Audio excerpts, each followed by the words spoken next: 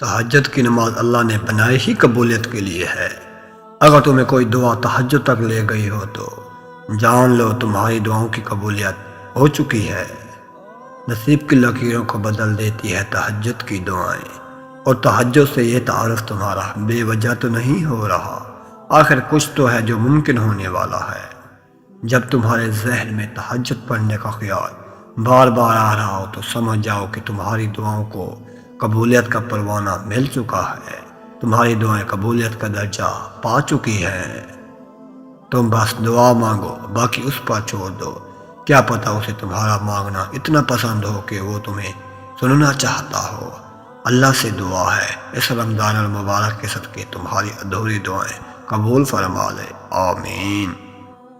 کون کہتا ہے کہ اللہ نظر نہیں آتا؟ میں نے دیکھا اسے میرے گناہوں کی پردہ پوشی کرتے ہوئے، میری دعا قبول کرتے ہوئے، میرے گناہوں کے باوجود مجھے رزق دیتے ہوئے اور مشکل میں میرا حوصلہ بڑھاتے ہوئے۔ میں نے دیکھا اسے میرے لیے وسیلے بناتے ہوئے جو میرے وہم و گمان میں بھی نہ تھے۔ یہ ملاقات تو خالق اور مخلوق کے درمیان ہے۔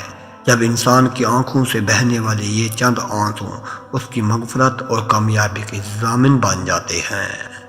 معجزے ہوتے ہیں، دعائیں سن لی جاتی ہیں، زخم بھر دیے جاتے ہیں، دل جوڑ دیے جاتے ہیں، کون فرما دیا جاتا ہے۔ صرف ایمان، توکل اور صبر کی بات ہے۔ بس اللہ پر توکل کرو۔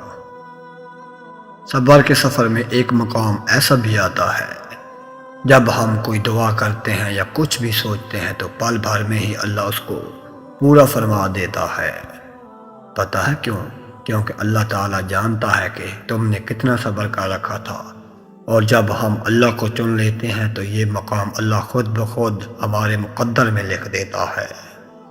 یاد رکھیے گا، تہجد کے وقت آپ کی چھوٹی سی چھوٹی پکار بھی سیدھی عرش تک جاتی ہے۔ اصل ٹھوکر تو وہی ہے جس کے لگنے سے تمہیں تہجد اور اس کی محبت مل جائے۔ کتنی پر اثر ہوتی ہیں وہ شدتیں جو ہمیں تہجد تک کھینچ لاتی ہیں۔ تیرے کن پر یقین ہے، اس لیے میرے دعاؤں کا سلسلہ قائم ہے ابھی تک۔ اور جانتے ہو سکون کیا ہے؟ اپنے رب سے اکیلے میں بیٹھ کر گفتگو کرنا۔ اور پتہ ہے محبت کیا ہے؟ نماز سے کسی کو تہجد پر لے آنا۔ ایک دل بھری رات اللہ کے روبرو بیٹھ کر گزار دی جائے تو زندگی کی باقی راتیں جا کر نہیں گزارنی پڑتی۔ جب تمہیں کوئی امید نظر نہ آئے تو وہ تمہیں تہجد کی لگن لگا دیتا ہے اور ایک نئی امید جگا دیتا ہے۔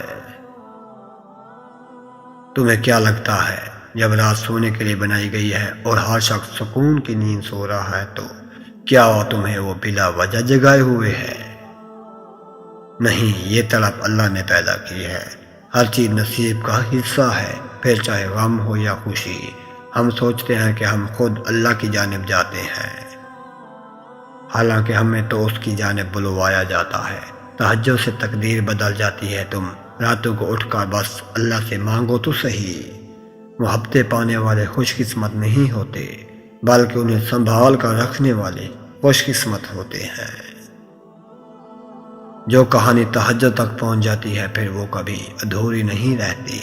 چاہت سے نصیب تک کا جو فاصلہ ہے وہ بس دعا کا ہے۔ چینل کو سبسکرائب کرنا مت بھولیے گا۔ دعاؤں میں یاد رکھیے گا، اپنا بہت سارا خیال رکھیے گا۔ اللہ حافظ۔ صدقہ جاریہ سمجھ کر ویڈیو کو شیئر کرنا کبھی مت بھولیے گا۔ جزاک اللہ۔